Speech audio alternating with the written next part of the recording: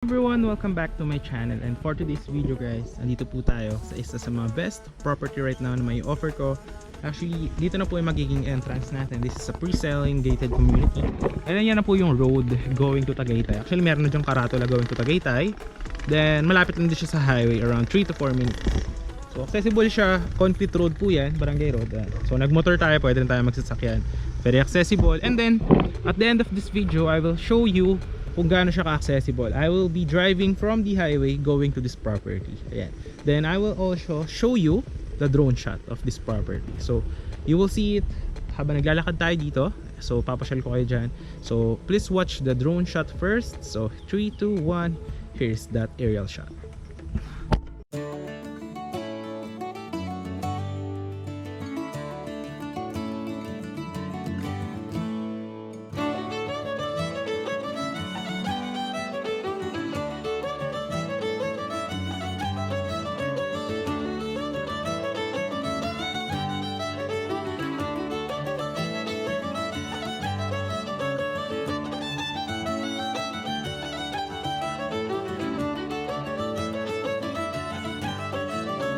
So this one will be a concrete road, 8 meters wide, no?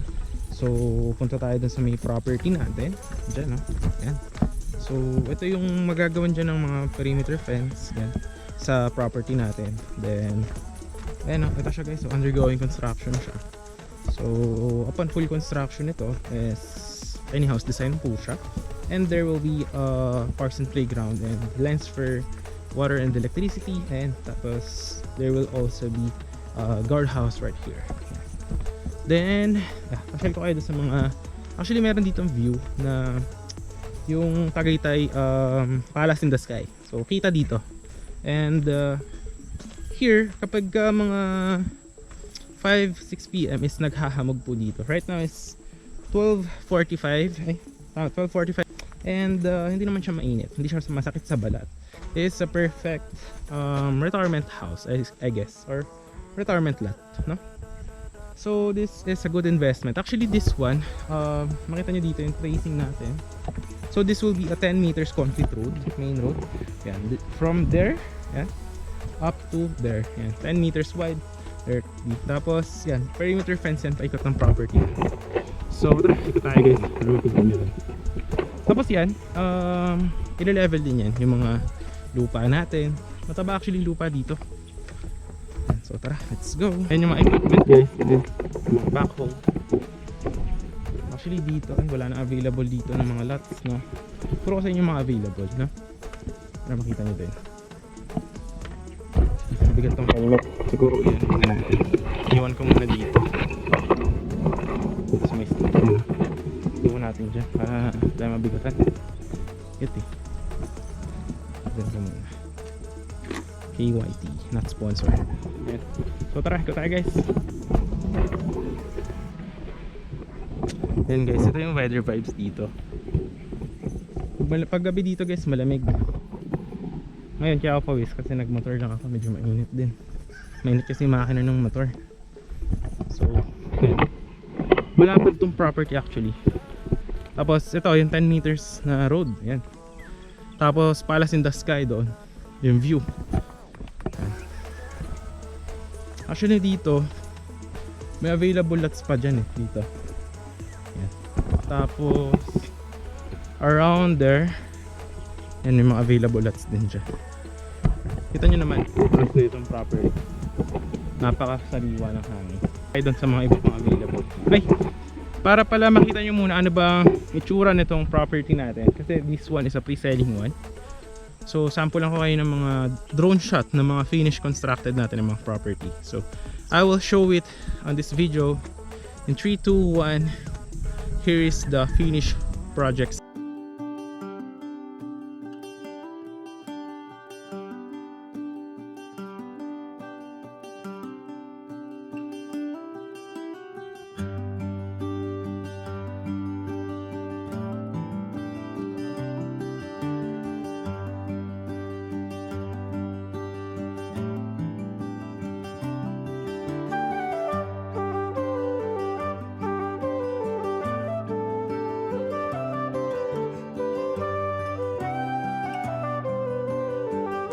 Nyo naman kung gaano kaganda yung ating mga finished constructed na mga property. So concrete roads, tapos dyan i-develop po yung mga lupa, no? Sure, maganda, good for retirement talaga, investment siya. And napakadaling tumaas ng property dito sa Cavite dahil ang daming development, lalo yung mga roads, accessibility, balitaan nyo. Tapos yung mga Calax, tagos na yan dito, malapit na actually yung Calax doon.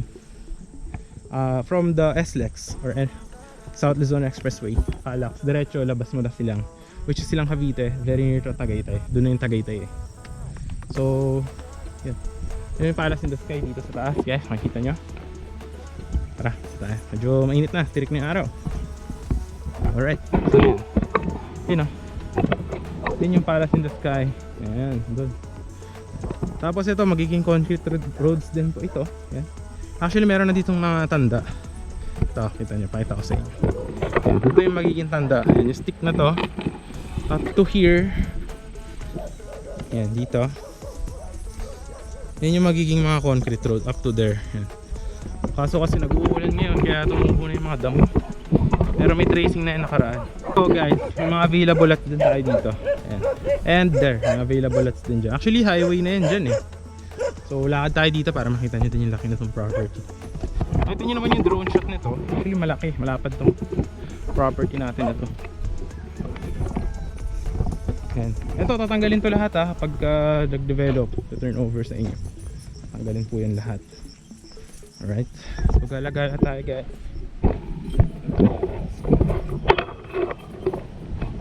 Dito banda yung magiging parks and playground. Banda dyan po yan, doon sa may puno na yan. Here may available. So marami tayo dito guys. Let's go. Ito may available din dito. Dito corner lot tayo dito. Kaso laki na ng damo kasi nga anuhan yung mga ulan. So ang taba kasi na lupa dito kaya mabilis siyang tumaas. Mga ano natin. So, tara lakad-lakad tayo dito guys.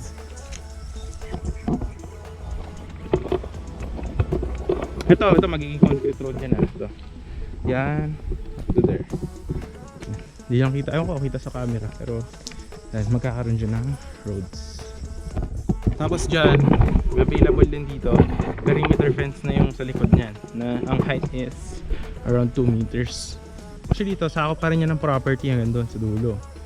Ayan, okay? Kaso hindi pa siya kita masyado. So ayan guys, tuloy-tuloy tayo dito mag-ikot. Pakita ko pa sa inyo ang lambot ng lupa, ang ganda, taba. Ayan guys, ito magiging concrete road din to.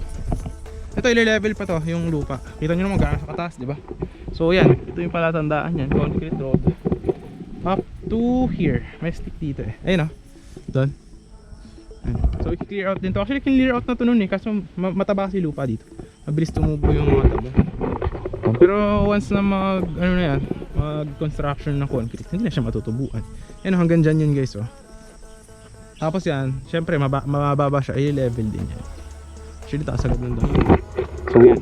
Tapos may concrete road yan, padiretso doon. Yan, may tracing na yan eh. Dito may available lots pa dito. May available lots pa dyan. 150 square meter, may 200, 250. Yan.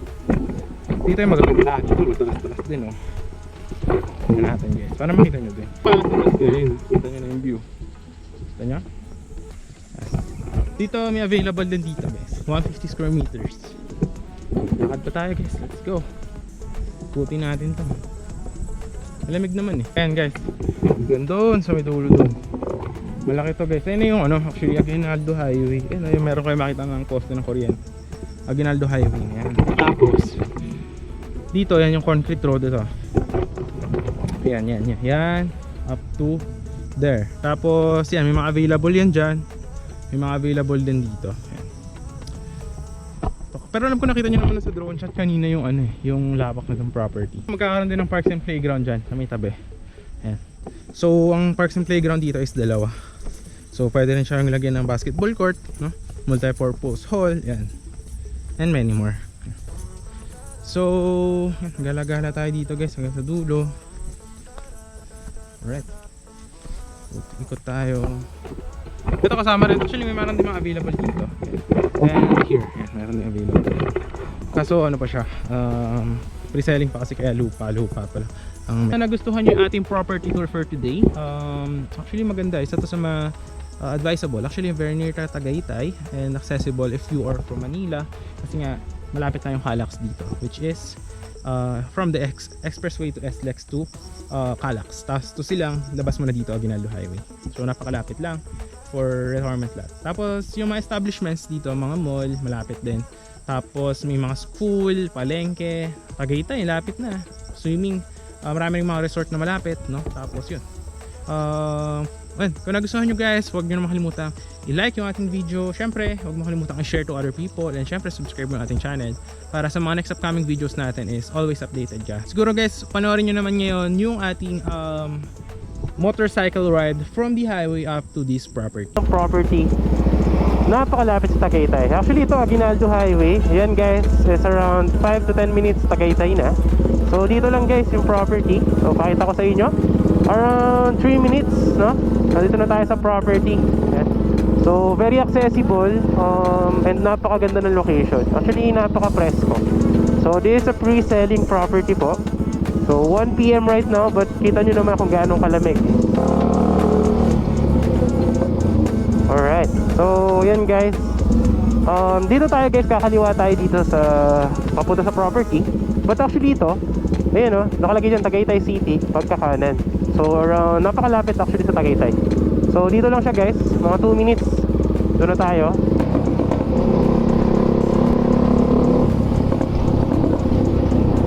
Ayun, tatlong lot kasi yun.